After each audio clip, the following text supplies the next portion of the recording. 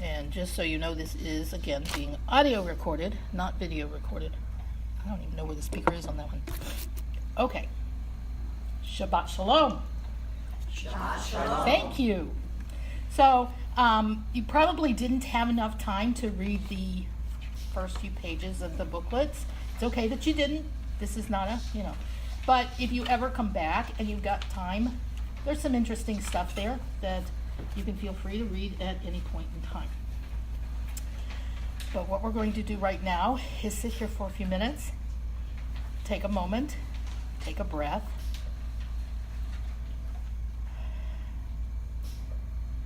Shabbat is about taking a moment out of the midst of our busy, busy lives. And Shabbat, if anyone has heard anything about Shabbat, what you probably know about Shabbat, or have heard about Shabbat, is that it's a lot of rules and restrictions and what you can't do. And today we're here because it's more about the internal journey rather than the external restrictions. It's more about what we do. And what we do is we take a minute out of our busy lives to be thankful for creation. That's really what the day is about. It's to honor creation because God created, the story is God created the world in 6 days, and on the seventh day he rested. Not he, God rested. And so that's what Shabbat is about resting from our busy lives, our creation, the work we do, and rejuvenating ourselves and reconnecting and getting our souls back filled up again. That's what Shabbat is about. And so we begin the search for that sacred part inside of ourselves, that soul part where our goodness comes from. We do that by taking a breath, taking a minute, hitting pause, and stopping from our normal stuff.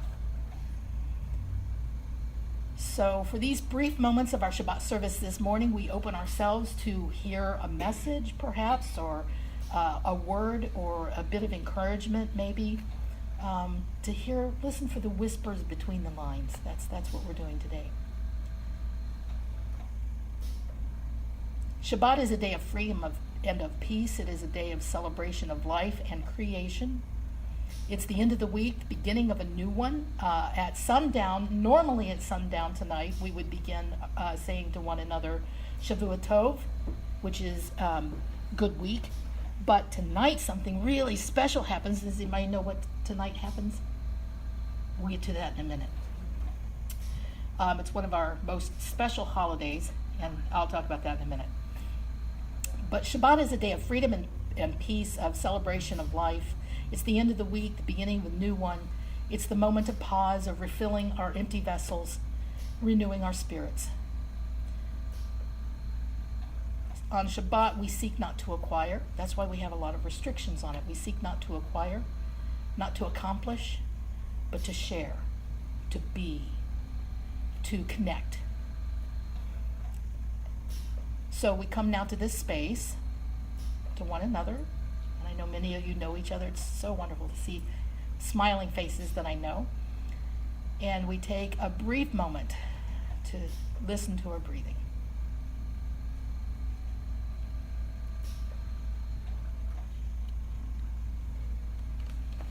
And each of you should have at your place either the smaller booklet, or if anyone needs larger print, there are a couple of larger print booklets, because I had a lot of problems printing this out and it came out a lot smaller than I wanted it to.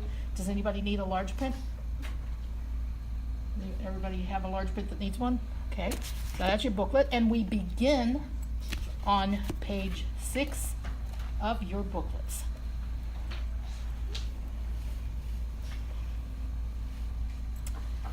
I will read my parts and you can join in at the all if you care to. Again, it's what you care to do, what works for you, what's comfortable for you. May the entrance to this now sacred space, and we've made it sacred with our breathing, with our pausing, with taking a moment just to be here. May the entrance to this now sacred space be wide enough to receive all who hunger for love, all who are lonely for friendship.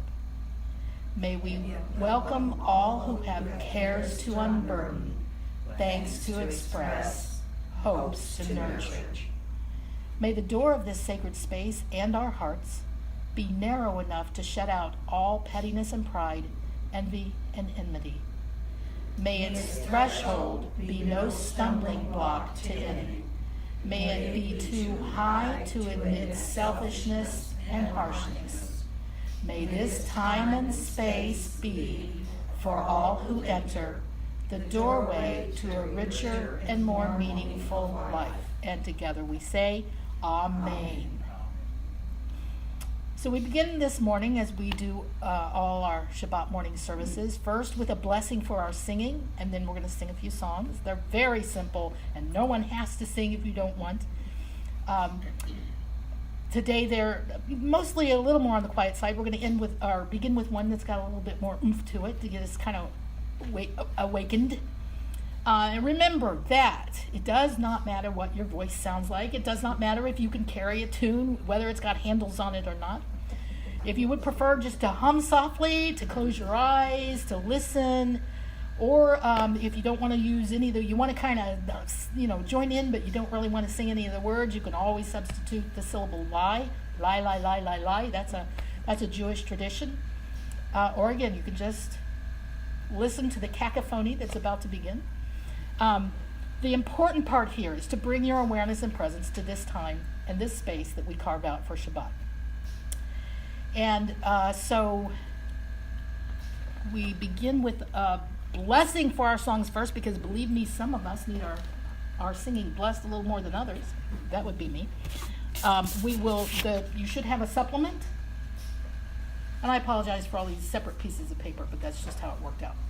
So these will be the songs on the front, are the ones, a few of the ones we are going to sing today. But first, we say our blessing for new songs, and that is on page 6 of your booklet at the bottom. I will do the Hebrew, and then you can join in with the all. Brucha Adya Simchat Ha'olam Asher Me'oreret Ruchenu Lashir Shir Chadash. Blessed are you, Yah, joy of the universe, who awakens our spirits that we may sing a new song. The breath of life enlivens the cells of our beings as we reawaken and sing in gratitude for the gift of life and a new day. That we are going to, our first song is going to be, it's the one at the bottom of your supplement. It says Modah/Modeh Ani. It's got a little sun coming up over the horizon. That's the song we're going to begin with. It's all in English other than that last line. Females would sing Modah Ani Lefanecha. Males would sing Modeh Ani Lefanecha, because Hebrew is a very gendered language. But for those of you who don't want to sing any Hebrew at all, I'm going to give you a little out here. I'm going to give you some English you can sing if you'd rather, and that would be, thank you, God, for a new day. Pretty simple, right? So you can either do Modah Ani Lefanecha or thank you, God, for a new day when we get to that part. I will sing it through once so you can kind of hear the melody. It's really simple. And then we're going to do it together a couple of times. For each new morning with its light, for rest and shelter of the night, for health and food, for love and friends, for everything your goodness sends. Modah Ani Lefanecha, Modah Ani Lefanecha. Or the English would be, for that last part, thank you, God, for a new day. Thank you, God, for a new day. Now, since this one's a little snappy, you might notice you got some bangers and clangers and ringies and dingies and wakies and shakies and all those kind of things there. So if you'd like to rattle and roll and make a little noise, feel free to do that, because after all, it is Shabbat. And our commandment on Shabbat is to be joyous and happy and to make a joyful noise. It doesn't say sing well, right? It says make a joyful noise. So as long as you make a noise and you're happy, it's a good thing. So with that, we're going to try this song a couple times. For each new morning with its light, for rest and shelter of the night. I don't hear any singing, clinging. Love and friends, for everything your goodness sends. Modah, oops, Neka, Moda ani lefanech. I changed the tune and I can't keep it in my head. Sorry. Well, that was my fault. My bad. So we're going to try that again. Anyway, so That's right. And we're going to try it again. I don't have a bangy clangy, but that's all right.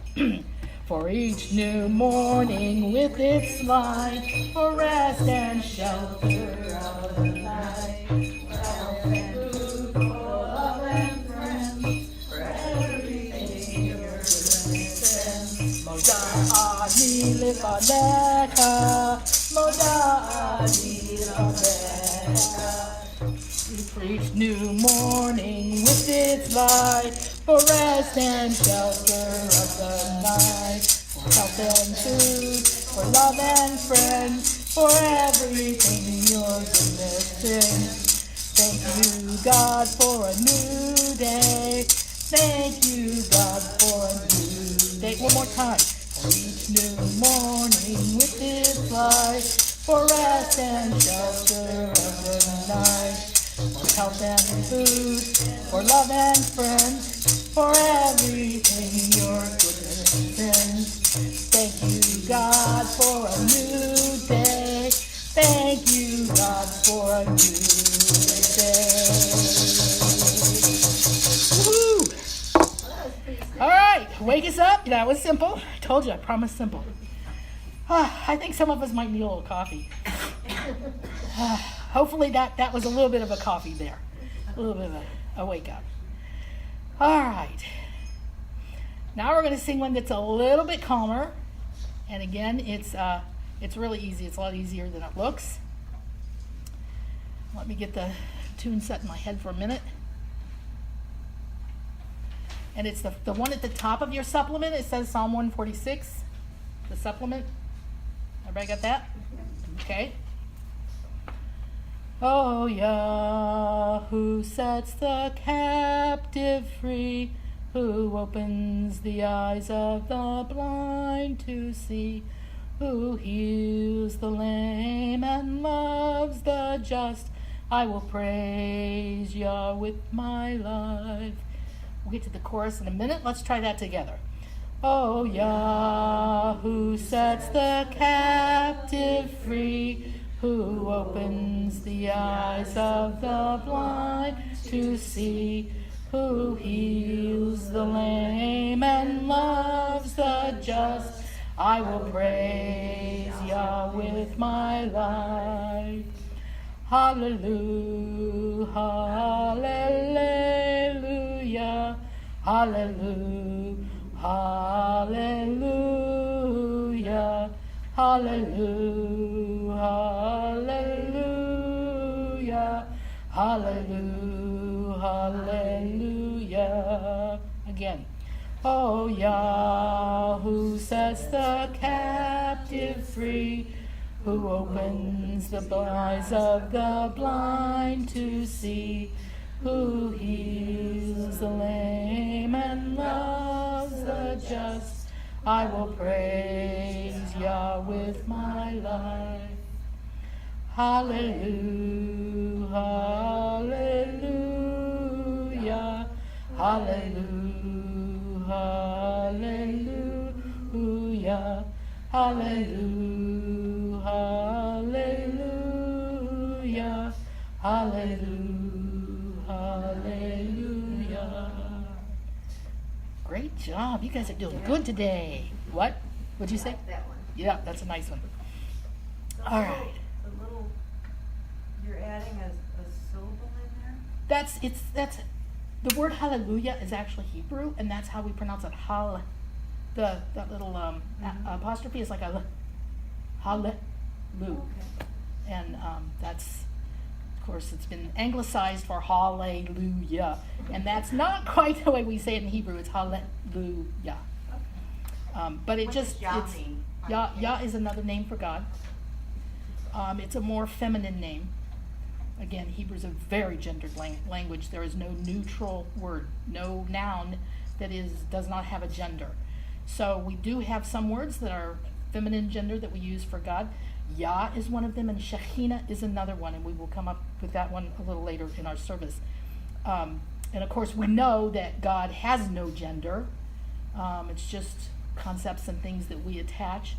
And so I like using both male and female gendered words, because I think it just adds a little more balance. Yah and Shekhinah are both words that I tend to use a little more than some of the standard words that you might hear. So what's the difference between Yah and Yahweh? We do not say that second word. We say Yah because Yah is a word. The second word you said is more an anglicized word.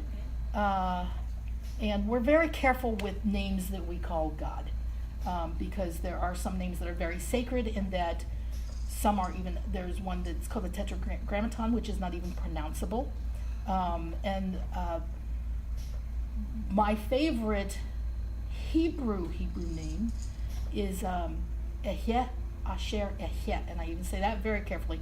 That's the one that means I am who I am, I will be who I will be, I am becoming who or what I am becoming, and I love that one a lot. But anyway, there's a lot has been anglicized that kind of loses the Hebrew nuances. So we're going to end our singing part this morning with it's the middle song on your supplement page, Under the Wings. And that uses the word Shekhinah, which I just mentioned. Shekhinah is a feminine word, and it refers to the hovering, dwelling presence that came, and we'll talk about this a little bit in a minute, that came in the Mishkan in the wilderness. And that's what today's about, so another good reason to sing this song.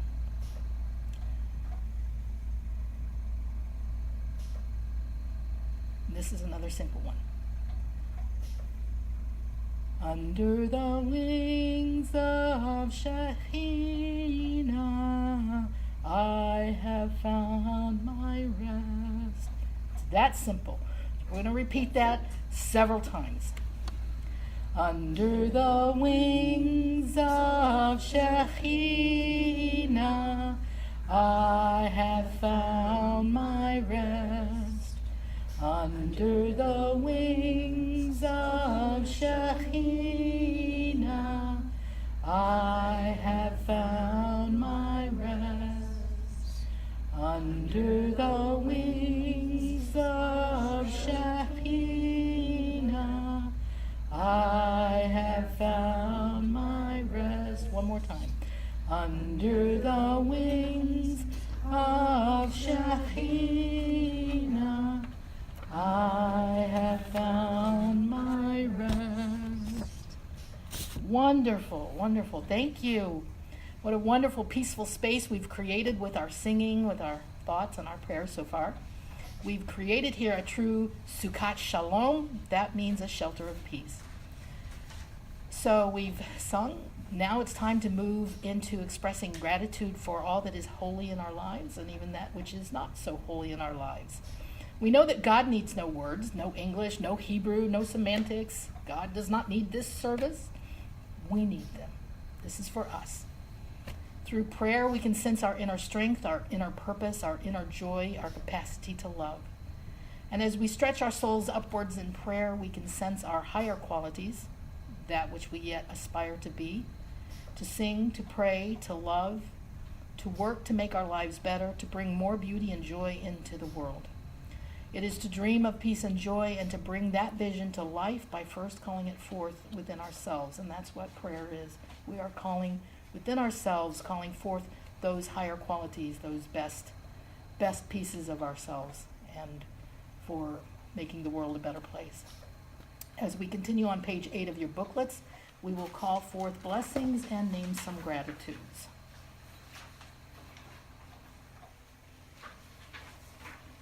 Blessed are hands that have embraced with love and friendship. Blessed are hands that have tilled soil and planted new seeds. Blessed are hands that have harvested ripe fields. Blessed are hands that have cleaned, washed, mopped, and scrubbed. Blessed are hands that have brought joy and held pain. Blessed are hands that have become wrinkled with age. Blessed are hands that are wrinkled and scarred from doing good works. Blessed are hands that hold the promise of the future. Blessed are the hands of our hands when we do holy work. We praise the one source of eternity for insight and wisdom, for the courage to reach ever higher.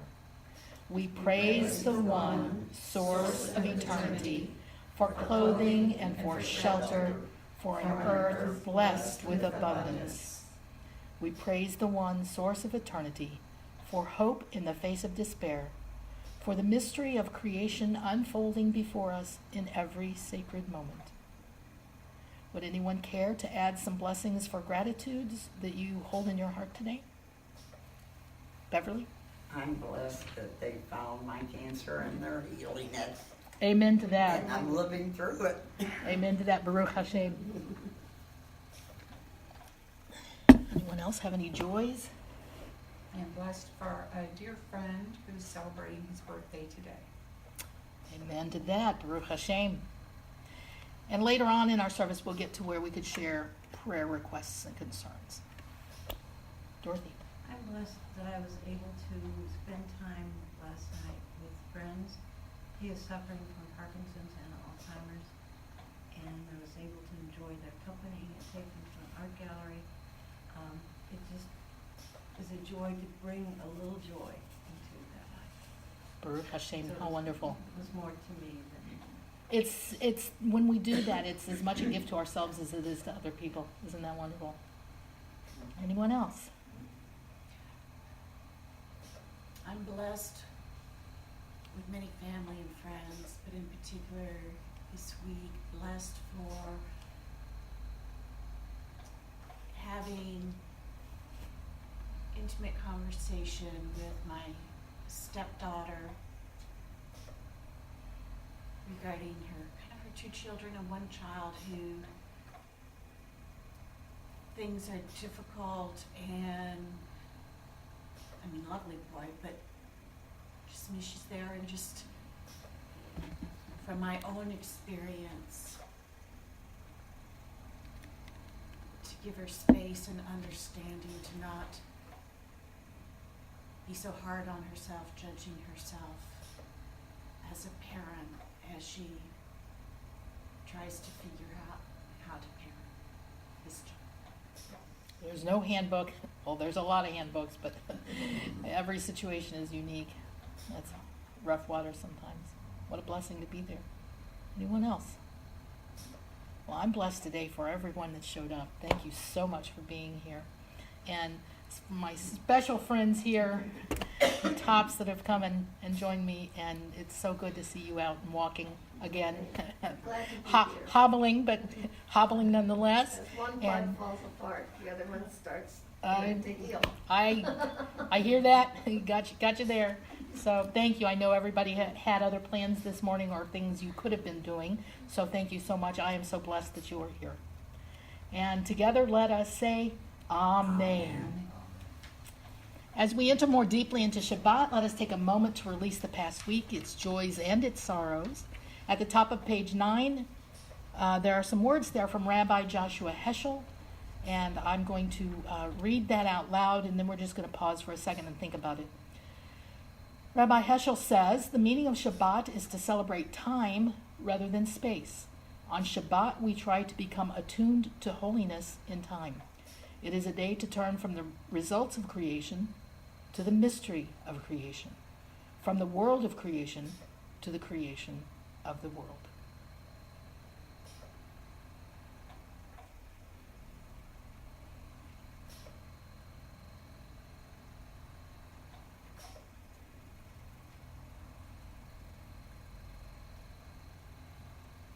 And together we say, just for today, just for Shabbat, I let go of my yesterdays and my tomorrows. What was in the past is now gone, and what will be is not yet. I give thanks for today, for now, for Shabbat. Today our hearts sing with praise. Today we give thanks for these moments of time we have set aside together in prayer. A time when our minds, bodies, and spirits become shalem, which means whole or complete. and let us say, Amen. So we've reached the point in our service where it is customary to recite the Baruch Hu, the call to worship. Baruch Hu literally means let us bless. It's the call to the gathered community by the worship leader to bless. The standard rules of Jewish worship say that we can only recite this Baruch Hu when we have assembled 10 Jewish adults, and it used to be 10 Jewish men. And when doing so, it is customary to stand and face the ark, which houses the Sefer Torah, the Torah scroll.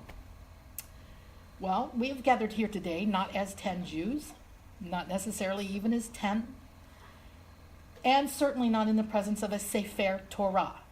They are upwards of $35,000. No, that is not anything that we have. But we have gathered as a group of people, sincere people, who have opened our hearts and our souls. We've opened our hearts and our souls to one another, to the presence beyond, around, and within us. We have opened our hearts and souls to be present here with one another and to a sense of numinous, a sense of holiness. And that's powerful. So we take a moment to feel that presence here among us. And instead of a traditional Baruch Hu, we're going to do something just a bit different to honor this presence of the holy, the presence of ourselves with each other in this time and space. And I am reminded of Psalm 62, verse 12, which says, "One thing God has spoken, two things have I heard." One thing have I spoken, two things have I heard. How much like that is our life? Somebody says something, one thing, and yet you ask two people what that person said, and you'll hear two different things, sometimes three different things, right? It's scriptural. Psalm 62:12. When the rabbis of old heard that there are multiple interpretations of each verse of our Bible that could be correct, because that's what that verse tells us, and sometimes even if they seem to contradict one another. This is known as pluralistic interpretation, and it's called Shivim Panim La Torah, which literally means the 70 faces of Torah. In another place we're told Torah Nilmeda B'Shivim Panim, literally meaning Torah is learned through 70 faces. That means each one of us sitting here is a face of Torah. It's not exclusive to the Jews. We might not all be Jews, and we might not have or own a Sefer Torah, the official scroll. But that does not mean that the presence of the holy is not here. It does not mean that the Torah is missing. In addition, one other thing I'd like you to consider with these other things I've said is that our final 613th commandment, which comes at the end of the book of Deuteronomy, known as Devarim, that commandment is for each of us to write a Torah. Now, if you've ever seen a Torah scroll, it's not an easy thing to write. I don't know how your calligraphy is or your hand cramping. But what that means for each of us to write a Torah is that we are all writing a Torah, or a Bible if you prefer to use that word. We are all writing a Torah with our lives. Rabbi David Wolpe, one of my favorites, claims, "Our lives are parchment, our deeds the words. At each moment we determine the style and content of the scroll." So our task is to intertwine our own Torah, the Torah of our life, with the Torah of those who came before us, the stories that were handed down, and to infuse it with every breath we take, every moment we live. So when we look at all of these together, that one thing God has spoken, two things have been heard, that the Torah has 70 faces, and that the Torah is learned through 70 faces, and that our very lives are writing a Torah, what we have right here in this moment, right now, is quite possibly the most beautiful Torah that has ever been written. It is the Torah of us, all of us together and each of us individually. So we're not missing a Torah scroll. We have the Torah of our lives, and that is enough. And so, I will call us to worship. You can remain sitting. If anyone wants to stand, you can, but you don't have to. And customarily, as Jews, when we do the Barhu, we stand and we face the Ark, which houses the Torah scroll, and we bow. We bend the knee and we bow because that's what our words tell us to do. But we don't have to do that here. Rather than facing an ark, we face the circle of us gathered here. And we see here in our presence the Torahs that we are writing with our lives, the faces of Torah that we are, maybe not 70 faces, but a few faces. And we acknowledge that sacred holiness and presence in our midst. And so that's what I will be doing. For those of you who know nothing about the Barhu, feel free to sit and listen. Join in when we get to the English part in your booklet if you care to. If you know the Hebrew, join in. I don't think anyone here does, but you can if you want. And then we will read the English together that follows. And if you're confused about any of this I've just said, just follow along and you'll catch on, and it's all good and no worries. So we are at the top of page 10 in your prayer booklets.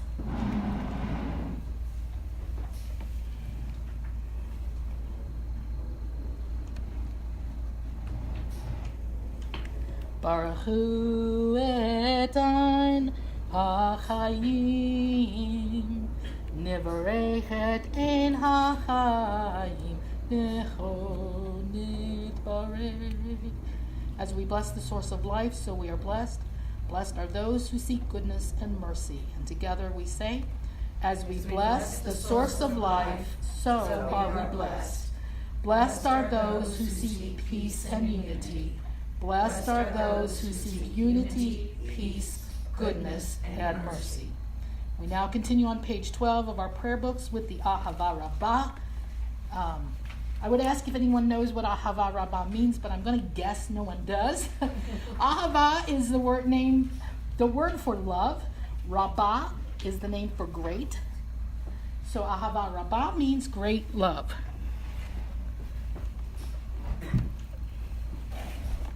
We gather our strengths and we gather our missteps. Gather what we love and what we fear. Gather what we have lost and what we have yet to find.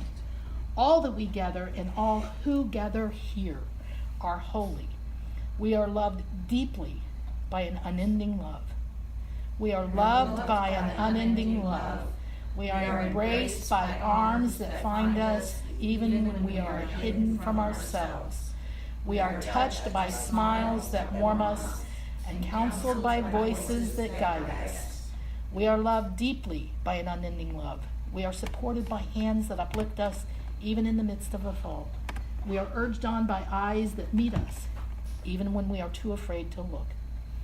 We are loved by an unending love, embraced, touched, soothed, and counseled.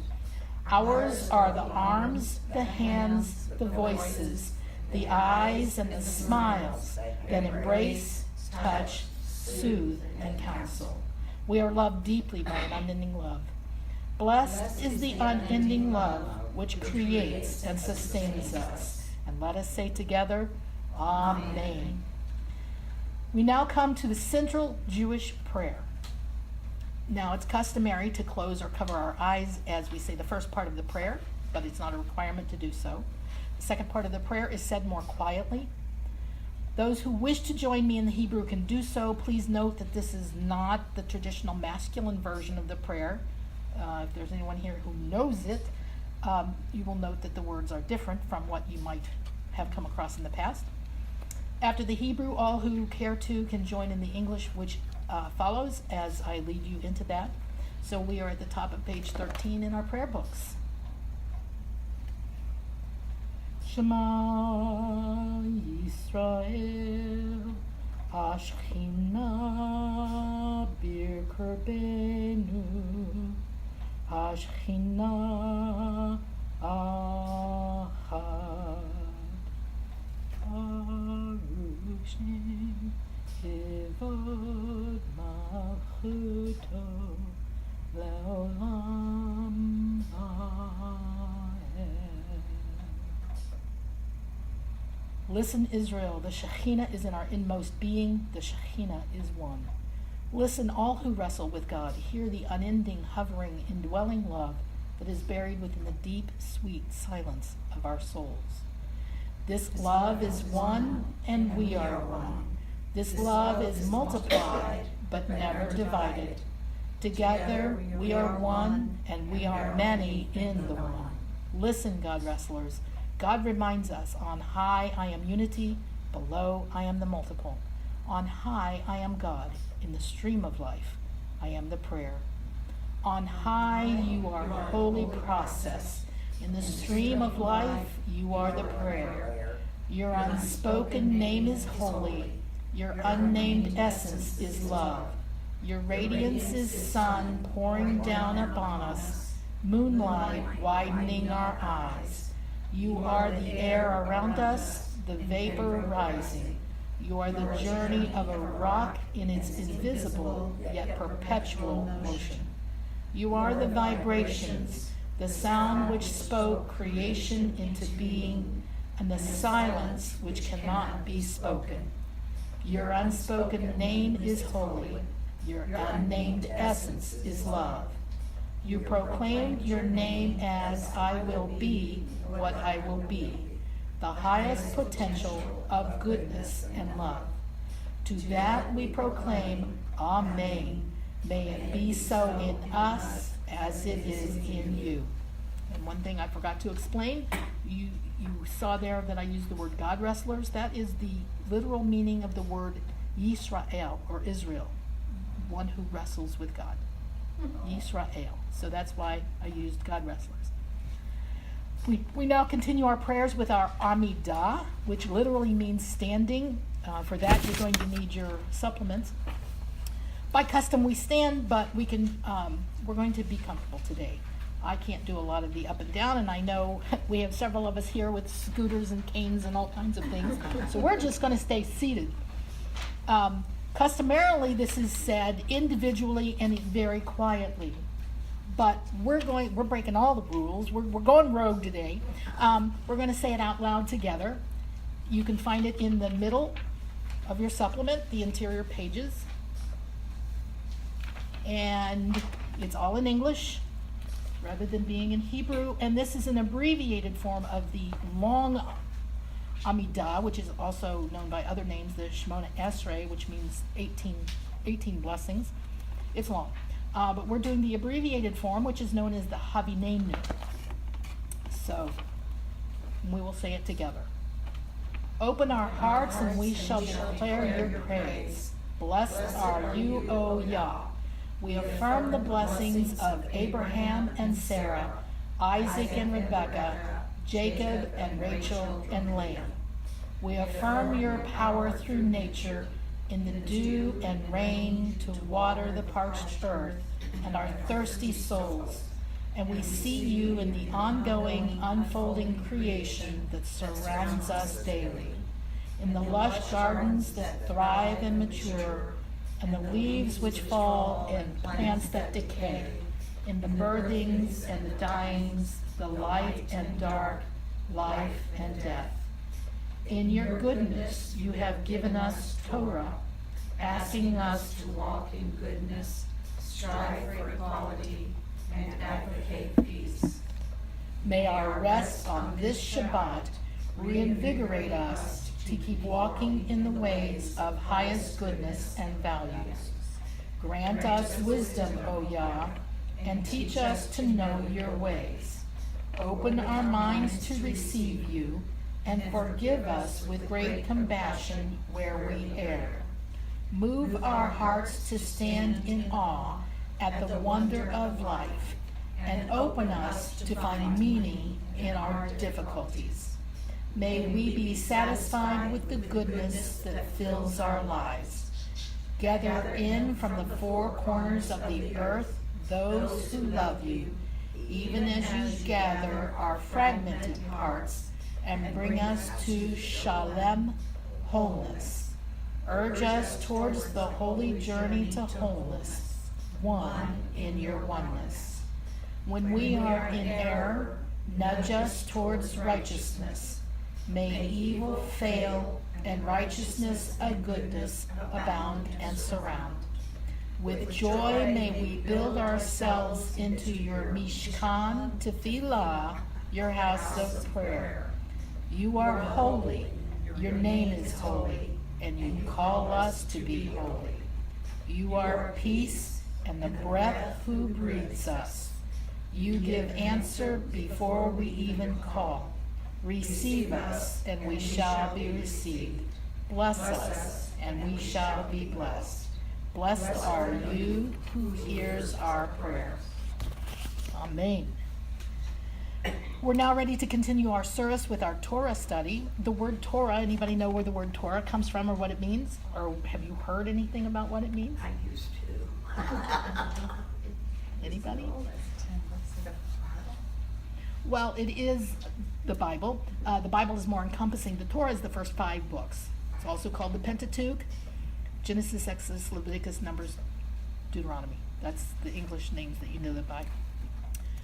But a lot of people have heard that the word Torah means law.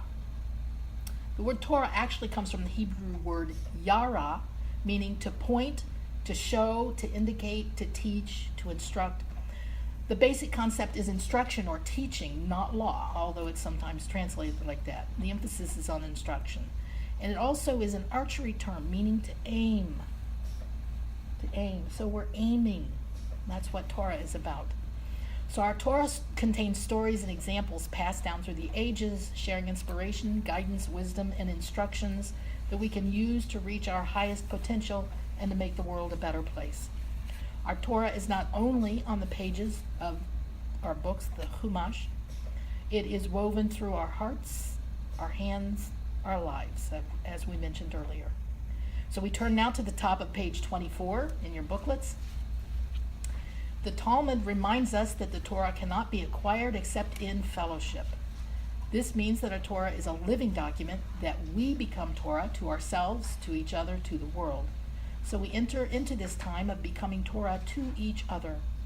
And first we do this by asking for a blessing on our time of study. We like to bless everything. So please join me in the middle of page 24 with the blessing before the reading. Let us bless the wisdom of each person as we gather together to engage in matters learning and to give new Torahs, new perspectives, new teachings. Now you will notice, I've only chosen one verse. The portion itself is 4 chapters long. You didn't want me up here chanting that all day. And I'm not going to chant today because I've been having some voice problems. But now you can look at this sheet, which was on your chair. This gives this week's, it tells you where the Torah portion comes from. This upper part, this is just one verse that I've chosen out of 4 chapters worth. This top part is how it would look in a Sefer Torah, a Torah scroll. There are no vowel marks, which are little dots and little marks above and below the letters. These are just the consonants. There's no cantillation marks, no vowel marks. That's how the Sefer Torah would appear, just so you can see. And then below that is the same verse written in a little more modern script. It's also a different script that we use in our Sefer Torah. The same verse in a more modern script, and it's got all the little jiggles and dots that indicate vowels and cantillation marks. The cantillation marks are for chanting Torah, laning, and I can do that, but I can't today because of my voice. But just so you know, this is the same thing, the upper and lower, it's the same thing. This is what it looks like in a scroll, and this is what it looks like in a Chumash, which I will be reading from. And this is the English translation down here of the verse that I will just be reading in Hebrew. We already did our blessing before the reading.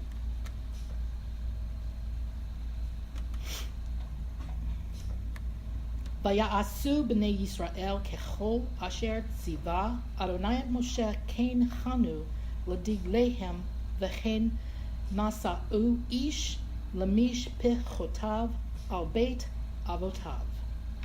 And that means, so the people of Israel set up their camps, each tribe under its own banner, in the locations indicated by the holy to Moses. And so did they journey in wilderness, each with their family and family clan. Please join me in the blessing after the reading at the bottom of page 24 of your booklets. May our hearts be lifted, our spirits refreshed, and our understanding deepened by our study together. Okay. Who can name the most significant Jewish holiday of the year? Yom Kippur. Take a guess. Yom Kippur is a guess. Rosh Hashanah. Good. Any other How about the one that's guesses? starting tomorrow? What? How about the one that's starting tonight? Ding, ding, ding, ding, ding. Yom Kippur is our holiest day of the year, our most somber day of the year. It's our Day of Atonement, and it is a very important one. Rosh Hashanah is also a very important one. That is our new year, our beginning of the year. That comes 10 days before Yom Kippur and starts that final 10-day push of getting our lives together so that we can have forgiveness and atonement, which is what Yom Kippur is about. But most people have not heard of and don't know about what begins tonight at sundown, which is Shavuot. Shavuot, anybody want to take a guess what that is? Oh, no, it's about the tent that we're covering, No. no? The No. new beginning? Well, we have so many new beginnings. We actually have 4 official New Years in the year. Well, I Um, didn't mean new year, I meant new beginning. Maybe I'm saying it wrong. Shavuot is our celebration of the giving of the Torah at Mount Sinai to the Jews who were gathered. It was our defining moment as a peoplehood, and a very, very huge, major celebration. So tonight at sundown, when Shabbos ends, we begin our annual celebration of Shavuot. Shavuot is our most significant Jewish holiday of the year because it's the formal beginning, as I said, of our peoplehood, of our covenant. It's kind of the kickoff to our time in the wilderness. But that's tonight. That begins at sundown. It's not today. Today, our Torah portion, which I read the verse from, is from Bamidbar, is the Hebrew word. Bamidbar, you know as Numbers, the book of Numbers, we call it Bamidbar. Bamidbar means literally the wilderness. In our Torah story, 49 days ago, anybody know what happened 49 days ago? I know, I can't even remember yesterday, right? It's our festival of Passover that we celebrated. You guys celebrated Easter, we celebrated Passover. And that's the celebration of leaving Mitzrayim, the word for Egypt, leaving Mitzrayim, our time of slavery. But it also means, Mitzrayim doesn't just mean Egypt. Some of you who heard my sermon at Emerson a couple of years ago might remember what I said Mitzrayim means. The narrow place, the small, narrow place. If you look at a map, it's a small, narrow place. That's what Egypt looked like. We left Egypt to go where? To the Promised land. To the promised land. Ding, ding. You get a purple star I too. thought it was wrong. The promised land. Eretz Zavat. Hey, there you go. Eretz Zavat Halav Udavash. The land that flows with milk and honey. So we're talking Mitzrayim, Egypt, and the promised land. Who can tell me what came in the middle? Wilderness. The wilderness, Bamidbar. The middle between Mitzrayim and Eretz Zavat Halav Udavash is Midbar, that unknown, unmapped, empty space of wilderness. It's Midbar, an in-between place. It's the center of our attention this morning. And in fact, this Midbar is the entire overriding theme of this whole book, which you know is the book of Numbers. In Hebrew, it's Bamidbar, in wilderness. Now notice what I'm not saying. I'm saying in wilderness. Does that sound like a little wrong, like I'm leaving something out? You're not using the. Exactly. You get 2 purple stars. I'm not saying in the wilderness, and usually that's what people will tell you Bamidbar means, in the wilderness. It technically only means in wilderness, and I could tell you why it is not in the wilderness. There's this little thing called a patach underneath the letter bet, but we don't need to know the technicalities. It means in wilderness, not in the wilderness. Now, who cares about that teensy, weensy little article? The. Why would I even bring that up as being missing? Why would it be important? In wilderness as opposed to in the wilderness. Well, it's not a location then. You get a, I'm handing out purple stars today. I really should have brought them. Yes, it's important because in wilderness is not necessarily about a specific geographic location. It was, but it was also about more than that, something much larger, something beyond geography. And it's what I'd like you to think about this morning, is that wilderness is perhaps a state of being. And so we can look back at, we also talked about two other places, right? Mitzrayim and the Promised Land, right? Were those also just geographical locations? We know they were geographical locations, but were they just geographical locations, or were they two states of being?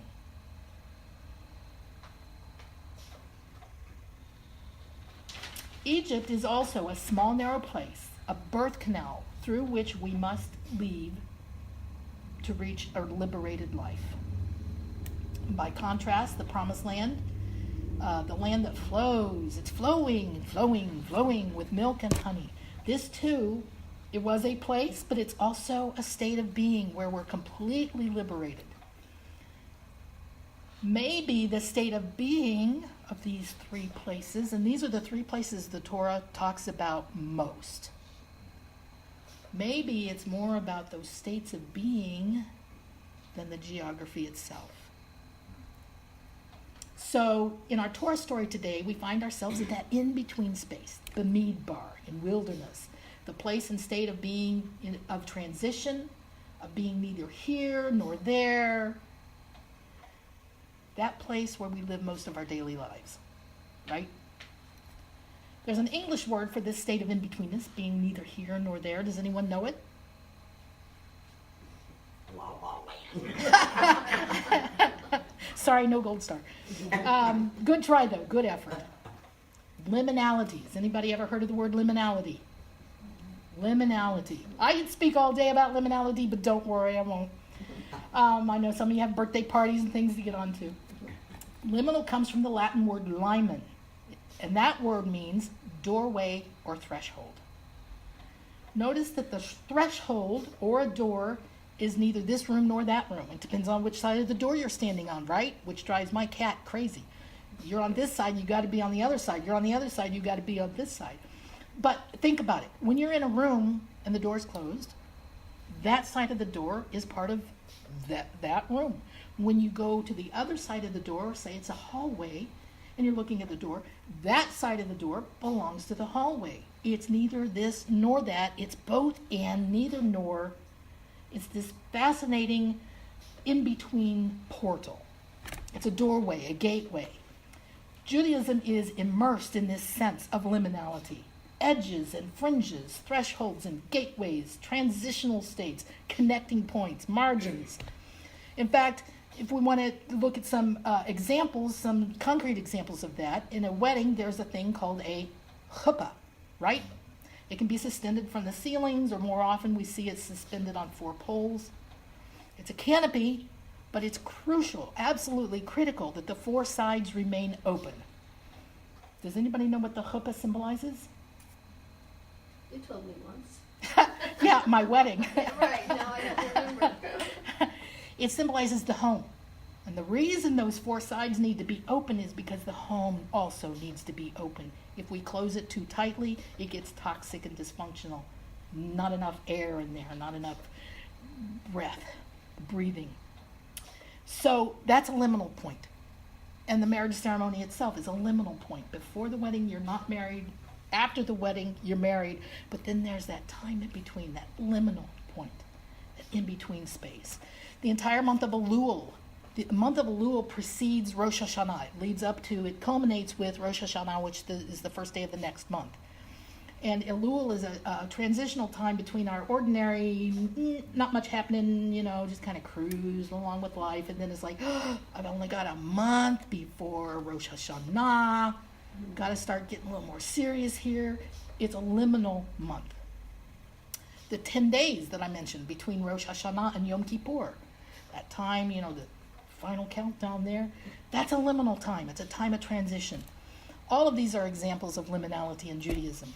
Bamidbar, the wilderness, is a liminal space. It's an in-between state of being. There's a Catholic concept of an in-betweenness, some of you might know, you might have heard of, called limbo, but it's different. Liminal and this Bamidbar is not the same as limbo. Because our concept, the Jewish concept of this in-between time, this Bamidbar, is that it's a time of discovery and adventure and curiosity. When we look at the Hebrew word for wilderness, and Hebrew is a fascinating language. Every word is built on a root. It's called a root, a shoresh, of 3 consonants, 3 consonants. And from those 3 consonants, then we add a few other little, prefixes and suffixes and things like that. We make all these other words, and all of those words from that root are all related somehow. And really, you can learn Hebrew very easily if you study the shorashim, the roots. So, midbar comes from a root, dalet, bet, resh. And a lot of interesting Hebrew words come from this root. They're all related, as I said. Here's the thing. Dalet, bet, resh is the root for all the words in Hebrew that mean word, speaking, that kind of thing. Devar, midaber, devarim, all of these share the same root as the word for wilderness. It's all about words and speaking. But midbar refers to wilderness. So we have to ask ourselves, what in the world does wilderness have in common with words and speaking? Anyone have any thoughts about that? What happens in the wilderness that doesn't happen in our cities and our promised lands? And what is in the wilderness that isn't in those other places? What comes to mind when you hear the word wilderness? 10 Commandments. 10 Commandments? What else? Wilderness. Space. Moses. Space. Trees. Open space, trees. Seeking. Seeking. She's trying to go from that one place To the other place. even if it's spiritual. And so you're questing, you're questioning, you're seeking, you're Most people, when they hear wilderness, think of the word Lost. desert. They think of, desolate place. It's unmapped. It's kind of unknown territory. There's not a lot out there. And so mostly how it relates back to words and speaking is both what we don't hear, the noise and sounds and the busyness of our everyday lives and cities, and what we do hear in the wilderness that we don't hear in those other, that we can't hear in those other places, which is in the quietness. We can hear our inner selves. If you have a belief in God, you can hear God a little clearer. It's like you can see the stars in certain places in our country, whether, like I hear Montana, you can get one of the most expansive views of the night sky. Because there isn't the interference of all the city lights that we live in all the time. The stars haven't changed. They're still there.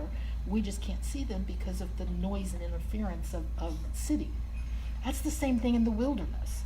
We can hear and get in touch with parts of ourselves that we can't get in touch with when we're not in wilderness. When we're in the promised land or we're in Mitzrayim, we hear different things. It's kind of like a radio tuner. It's the same radio, the same waves are out there, whether we can hear them or not, but the tuner fine-tunes which songs, which stations we hear. That's what the midbar is. It lets us tune into different stations to hear different things that we can't hear in the promised land or in Mitzrayim. Sometimes it allows us to hear that still small voice in our hearts, in our heads, in our souls. So the liminality of the wilderness is one of the places where we can meet God. And it's where we can encounter our innermost selves. It's a place of growth. And here's the important thing, and I think this was brought up, Midbar is the only way to the promised land. We could not get to the promised land until we went through that transitional, liminal space of Midbar. It's a sacred space then. And what's most sacred about Midbar is that it's a continual unfolding journey. Some of you talked about questing and journey. It is not a destination point. Today we hear a lot about destinations, destination weddings, destination vacations, destination parties, even knitters talk about destination yarn stores. That one kind of blew me away. But our lives are not lived as a destination life. Well, some people do. Those who are living for where they might get to, and that's all, are kind of living a short-sighted life. Those who are living for the things, the goals, the objectives, and we know people like that, and sometimes we go into that mode ourselves. Got to get to that next thing, that next big thing. We lose sight of what? The reality of our life.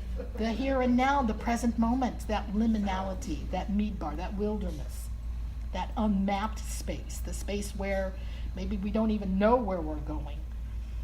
Destination also, when you hear that word, it sounds like destiny, because it comes from the same word, destiny. It's a fixed event, a fixed thing, a fixed time, a fixed place, or something that we're just so focused on. But what happens when we get there? That destination that was so important, that destiny, that thing we had to have or do. Disappointment. Sometimes it's not all it's cracked up to be, right? And sometimes it is, but then it's over, right? Then what? So the story of Bamidbar in our Torah tells us several crucial things that happened during that time of journey. For today, I will only share one. 3 months ago, I don't think anyone here today was there, February gathering. Our Torah story talked about the creation of the Mishkan, and we've heard that word a couple of times this morning already. The Mishkan was the portable sanctuary, the temporary meeting place in the desert, in Bamidbar, where the Hebrew people met with this presence, this indwelling presence. There's another word related to Mishkan that we've heard this morning in our prayers, and in our songs. Big hint there. Can you figure out what that one is? No, it's a Hebrew word. Mishkan, Shekhinah. They share a root, because it was the Shekhinah which came down and dwelled in the Mishkan. Shekhinah, we said when we recited our Shema on page 13 of our booklets. So, again, going back to that 3-letter root, Shekhinah shares the same root as the word Mishkan. Shekhinah is the hovering presence of God, which came to the people in the wilderness in the Mishkan, the portable sanctuary. Once we reached the promised land, what happened to the Mishkan? We no longer needed something temporary and portable. So what happened? We built a massive permanent structure called the temple. We'd arrived in the promised land, our destination, right? Everything was peachy, life was good. We reached our destination. And we could talk about that, but we won't, because our Torah story today reminds us that we're still on journey. We've not reached any destination, we're still on journey. The wilderness seems a bit, think of the first 4 letters of wilderness. It's a bit wild, it's a bit untamed, it's unsettled. There's no map. Each day is a new beginning and every night is a new ending. Nothing is certain. This is the liminality of our daily life. Even in our uncertainty, if we look though, sometimes we can find the adventure of a lifetime. Even the rabbis of old have said that if we desire change, if we hope for anything new to come from within ourselves, we must first open ourselves up like the midbar. The saying is, Oseh atzmo k'midbar. Make yourself like the wilderness. Now, what does this mean? Why would they say make yourselves like the wilderness if you want to grow? So you can hear it. You can hear it. Stop to change. Because the wilderness is that place of growth and transition, the place of curiosity, the place of not having the answers, not having arrived, having the questions, the adventure, the curiosity. Mitzrayim, Midbar, and Eretz Zavat, Chalav, Udavash, the Promised Land, all 3 of these represent more than just geographical locations. They represent transition points in our lives. When I'm in Egypt, I am narrow-minded. I too often think only of myself. I'm emotionally stuck between a rock and a hard place. And I don't want that. I want to be neshama, which means soul, a place that flows with honey and milk and sweetness and good things, right? I want to embrace a heart that's just wide open. But in order for that to happen, between the Mitzrayim and the Eretz Zavat Chalav Udvash, I have to go through transition from the narrow place to the flowing place. Both are in my soul. But sometimes there's this big disconnect, and what connects them is Midbar, the wilderness, that liminality, that metaphor for the doorway from narrowness and smallness into flow and openness. So it's no coincidence today that we read Parshat Bamidbar, which means the portion of Bamidbar, on the eve of Shavuot, which comes tonight, because we're reminded that Midbar is a necessary liminal space where we live most of our lives. The key is in being aware, not getting stuck in old ruts, in meeting life full on as an adventure, the good, the not so good, the happy and positive, and the sad and annoying and exasperating as well. To live it fully and authentically, not just getting through it somehow to get to some magical destination where all is well and the milk and honey flows. It's the wilderness which keeps us alive, vital, and mindful of the sacredness and the fragility of life. So today, let's celebrate being Bamidbar. That's where all the curiosity and adventure lives. It's not the destination. It's not the high points that get us through the day-to-day grind. It's how we live in the day-to-day grind that gets us through to the high points. Anybody care to throw anything into the pot about Bamidbar and maybe... I wish when I was a child I would have learned about wilderness rather than limbo. Because limbo to me was it was temporary, but it was terrible. It was like a prison. And it was awful to think about. So you either had to go to heaven or hell, or be stuck someplace. And it wasn't a good place. Wilderness can be a good place. Exactly. I like that. Exactly. Well, I kind of, when I was hearing it, also just seeing it like in a practical kind of way. Like, you know how like sometimes when you're stuck in a problem and you're trying to control it or figure it out, you know, and how even when we tell our kids, you know, you need to step away from it Yep. and come Take a back time to it. out. And when you, Yep. and when you sometimes when you come back to it, you go, aha. Fresh eyes. Exactly. And so to me, it's sort of, that's like a practical thing of, and that aha feels really good. Like, I mean, that feels like the milk and honey part. Right. I mean, and that our life Exactly. is constantly circling Exactly. through these experiences of between. Mitzrayim, And Promised there. Land, and And you have to- Bamidbar. And you have to let go of stuff to Exactly. flow, just to flow through it. Exactly. Exactly. Excellent. Anybody else? I worked and there was problems, I always gave myself a 24-hour interval, because you tend to panic to work all out the computer, so I always say, I do. most people do, even people who do it for a living. So I would say, if I can't figure this out in 24 hours, then this is an issue and I've got to get help.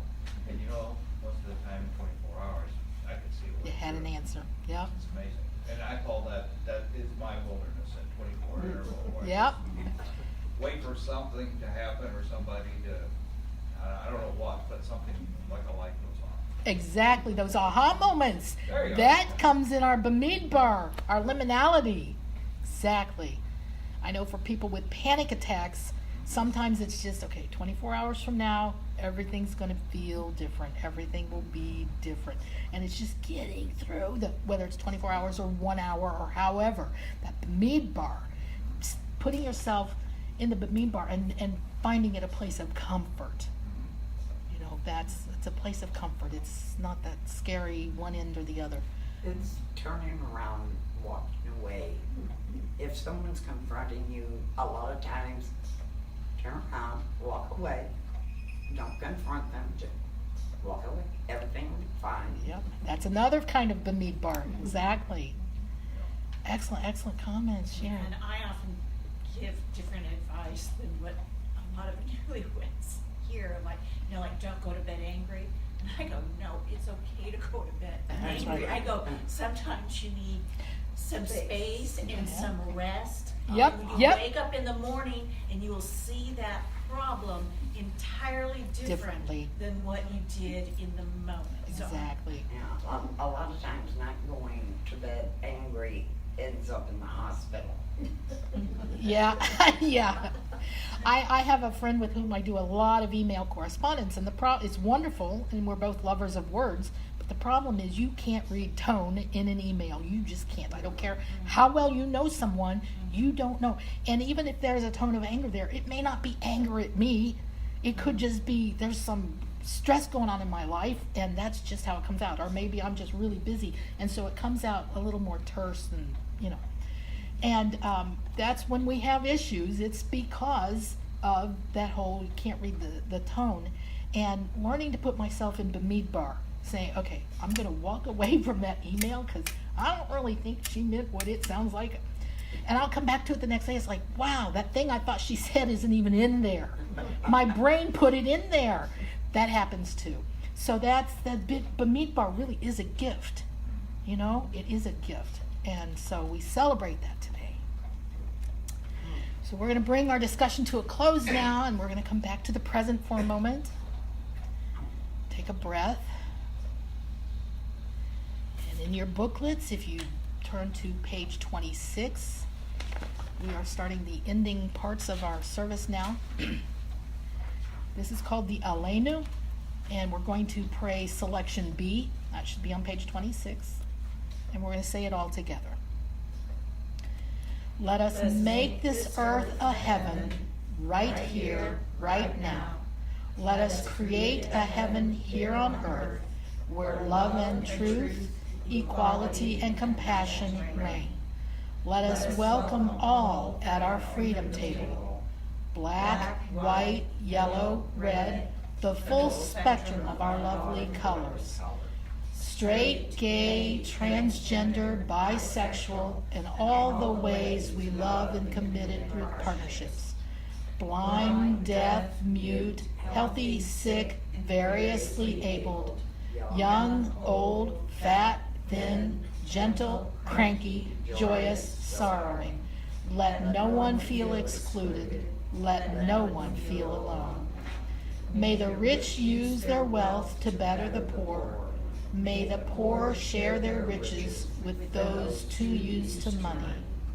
May we all honor and respect the earth, our mother, and tend her with wisdom and compassion. May we make our earth an Eden, a paradise. May hate and warfare cease, especially from causes too old and tired to name. Religion, nationalism, the false god of gold, deep-rooted ethnic hatreds. May we open to see each other's true value. May we all dwell together in peace and joy and understanding. Let us make a heaven here on earth before it is too late. Let us make this earth a heaven for each other's sake. We come now to our prayer for healing for ourselves and for those whom we love and care about. And I apologize, I do not believe the Misha Barak is in your prayer book. But the Misha Barak is our time for praying for people who are sick or ill. And so I'm going to bring into our circle for thoughts for healing Tommy and Ellen Champa, Robin Campbell, Angus, Yahala Hazina Bat Sarah for healing, for all members of the Cook and Mendoza families for strength and well-being. And would any of you like to mention anyone you know who is sick, mind, body, spirit, whatever? He, Yes? me. Yes? Beverly? All of us. What? My husband. Yes, Warren, Jean. Wrong husband. Yes, You I can pray pray for I him know. too. We can pray for all of us. I need all the help I can get. Yeah, I know. Me too. Some friends who are very sick, especially my brother with Parkinson's and another brother with dementia. and a lot of friends who are sick and dying. A lot of friends. I know Emerson has quite a few people. Oh, So all the Emerson people. Charlotte Corthan Yes, and Patricia Schwartz. yes. Thank you. Thank you for Carolyn bringing those. Sugar. Yes. She almost came here this morning, but she said she wasn't up to it. Oh, I told okay. her about it You can tell her that we. last night, and she just wanted to know exactly where it was. She goes, I just may not be up to it, but I Yeah. might be there. Well, you can tell her we prayed for her. Okay, good luck. Marcy and Russ, thank you. Thank you. My Marie. teenage granddaughter who struggles with severe mental illness. So for all of these we have mentioned out loud, and for those that we hold in our heart and have not mentioned, instead of singing, there's a song, Misha Barak, that we sometimes sing, but instead of that, we're going to use a prayer in your supplement. It's the very back page, and it's called Tell God. We're going to say that together. Everybody ready? It's the very back page of the supplement. Yes, the supplement. Ready? The moment we say, I can't handle this anymore, God says, I know you can't. Let's talk tomorrow. The moment we acknowledge what we cannot do, we open the door a little wider, giving ourselves a bit more strength than we thought we had. God has a hand in the work that we do, and just maybe in the way we cast aside our grudges, in the way we comfort another, in the way we stand in our Stories. way we are willing to listen to the face of pain. Just maybe we teach God a little something too. We can never know in a moment of pain what fortune may arise. We can never know what feels fortunate at first may in the end turn out to be otherwise. Each day belongs to itself and concludes. Each story has an ending. Every Tameh has a Tahar, and every Tahar a Tameh hidden within it. Every beginning and every ending brings the possibilities of new days, new stories, and new strength. Tell God what it is that you can't handle, what burns inside you, what peace you seek, and thereby open a door to what you can handle, what thrives within you, and what new story may emerge. For the times we are Tameh, and the times we are Tahor, and all the times in between, may our souls and bodies be strengthened. Amen. Our ancestors are part of the human chain of solidarity, which was strengthened by persecution and by the awareness that we depended so much on each other. Our loved ones who are no longer with us were also part of this strength and commitment. They deserve our tribute. So now is the time we take a few moments to remember those who have come before us, who have given us life and love, friendship and support, kindness, favors, and compassion, those on whose shoulders we stand. We remember our loved ones, including animal companions, whom death has taken from us recently, like within the last 30 days, and those who have died at this time in previous years, like an anniversary of death. May their memories be a blessing to all. So I ask now if anyone is observing Shaloshim, which is the 30 days of Shiva for immediate family members. And I have two names, sadly, to bring into our circle today. Tamara Rosenberg Carroll and Harav Moshe Ben Yoser. And these two, we are still observing Shaloshim, the 30 days for Hamakom Yanachim Ken Betoch Shar Avele Zion V'Yisharayim.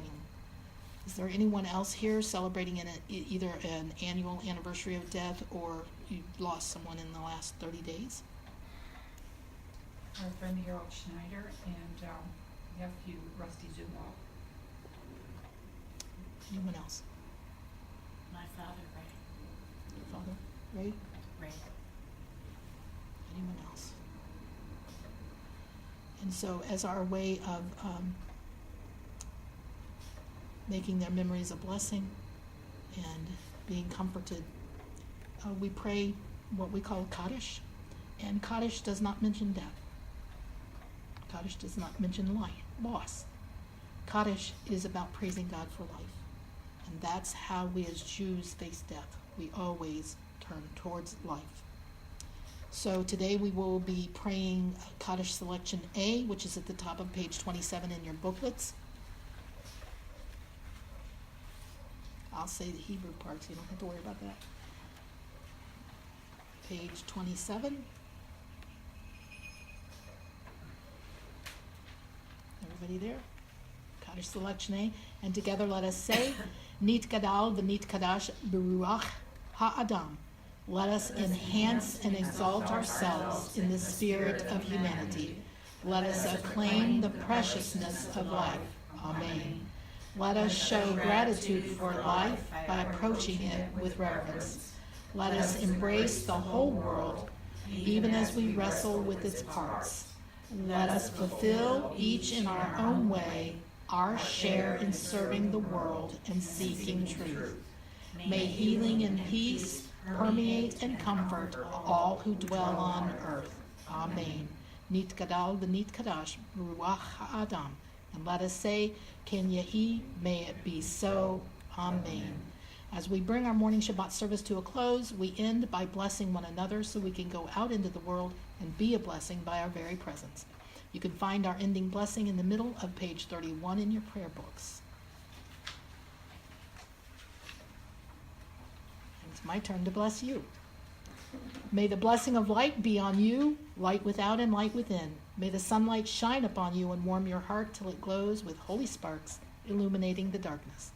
May the blessing of the rain be on you, watering and cleansing your spirit, bringing forth fragrant, colorful flowers.